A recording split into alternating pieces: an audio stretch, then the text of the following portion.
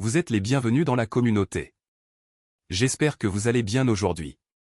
Si vous nous rejoignez pour la première fois, n'hésitez pas à aimer, partager et vous abonner pour rester informé et connecté aux reportages les plus importants d'Afrique. Votre engagement aidera cette vidéo à atteindre plus de personnes. Merci beaucoup. Un homme de Dieu ghanéen bien connu s'est tenu devant sa congrégation et a dit quelque chose de choquant à propos du capitaine Ibrahim Traoré, ce qui a surpris toute la congrégation et les observateurs en ligne. Ces paroles ont suscité des discussions non seulement sur le président lui-même, mais aussi sur le rôle des leaders religieux africains dans la responsabilisation du pouvoir.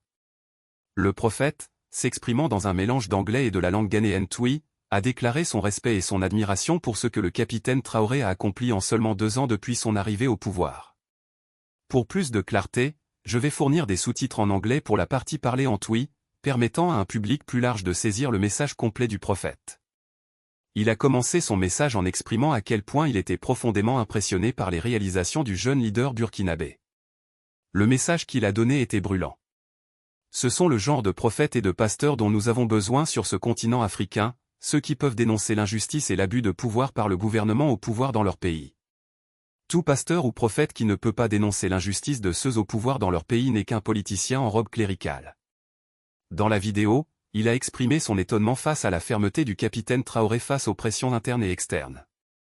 Je veux que nous écoutions rapidement son message sur le capitaine Traoré, l'impact que le Burkina Faso a eu, et nous sommes assis ici à parler de folies insensées contre lui.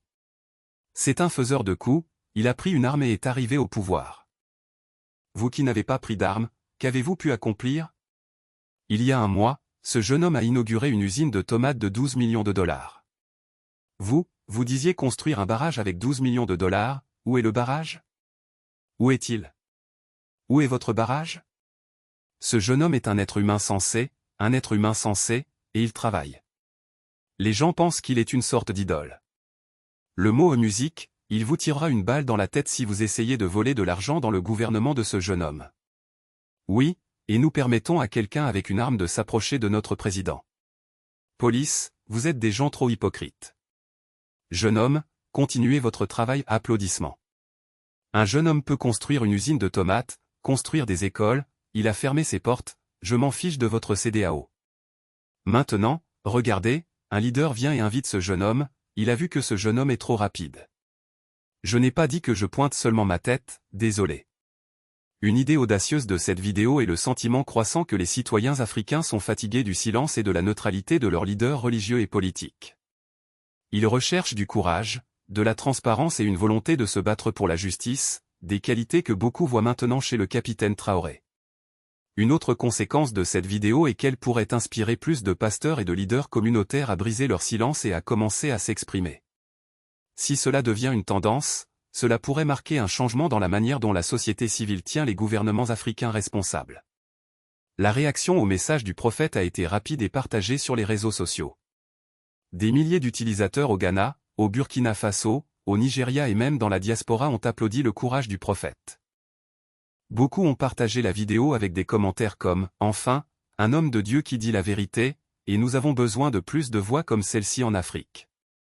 D'autres ont été plus prudents, avertissant que les leaders religieux devraient éviter de s'impliquer trop dans les affaires politiques. Certains critiques soutiennent que, bien qu'il soit louable de louer un leadership positif, l'Église doit néanmoins maintenir une ligne claire entre la foi et la politique.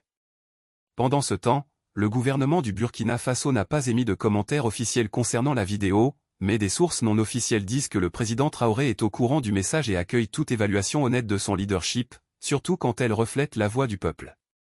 Alors, que pensez-vous du message de ce prophète ghanéen? Croyez-vous que plus de leaders religieux devraient s'exprimer ainsi, surtout en temps de crise politique et économique?